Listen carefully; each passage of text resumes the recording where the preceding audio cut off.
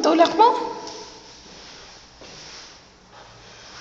Ayan yung gagamitin namin bukas sa Oktoberfest. Kasi maliit lang.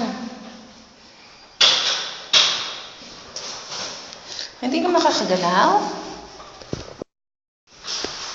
Uy, wala nang ilaw. Uy. Ito lang. Uy.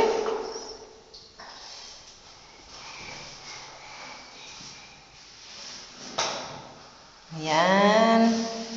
Yan, okay, good. Tapos, adjust mo sa gitna. Tapos gamitin natin yung stroller na yun na maliit, ha? Yan. Ay.